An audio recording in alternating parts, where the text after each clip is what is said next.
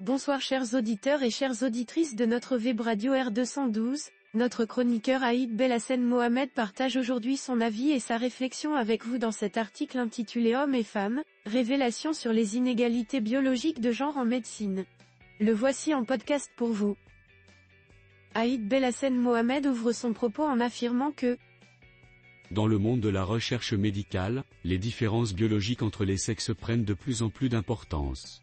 Shannon Dunn, professeur associé en immunologie à l'Université de Toronto, souligne que les chromosomes sexuels 20 et XY influencent non seulement la santé reproductive, mais aussi la façon dont les individus réagissent à diverses maladies, allant des infections au cancer. Cette prise de conscience croissante a conduit à une demande d'études plus inclusives qui prennent en compte ces disparités. Notre chroniqueur entame ensuite une réflexion essentielle sur l'histoire de la recherche médicale, en disant une réflexion essentielle sur la santé. Historiquement, la recherche médicale a souvent négligé les spécificités liées au sexe, se concentrant principalement sur des modèles masculins. Cependant, des pionniers comme le Dr Rhonda Voskul et le Dr Alina Hoffner ont ouvert la voie à une meilleure compréhension des réponses immunitaires.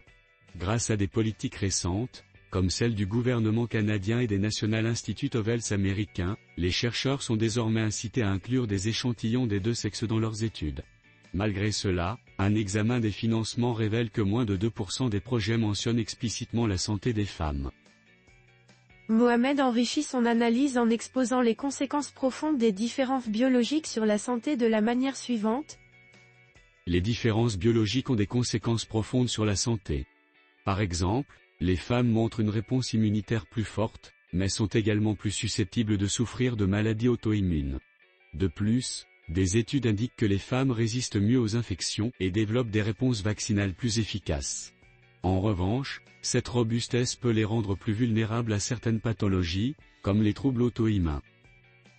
L'auteur approfondit cette réflexion en affirmant que ces recherches futures devront continuer à explorer ces subtilités.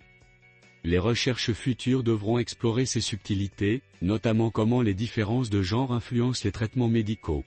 Alors que la communauté scientifique commence à reconnaître l'importance de ces distinctions, il est crucial d'adapter les essais cliniques pour mieux comprendre comment les médicaments affectent différemment les hommes et les femmes. Ce changement est essentiel pour garantir des soins de santé équitables et efficaces. L'auteur conclut son article en insistant sur l'importance de ce changement. Pour garantir des soins de santé équitables et efficaces, il est crucial de reconnaître et d'intégrer ces distinctions biologiques dans la pratique médicale. Chers auditeurs de la web radio R212, merci d'avoir été à l'écoute de ce podcast et de partager avec nous ce moment d'échange et de découverte. Votre présence et votre fidélité sont notre plus belle récompense. On se dit à très bientôt, si vous le voulez bien. Avec toute notre gratitude, l'équipe de R212,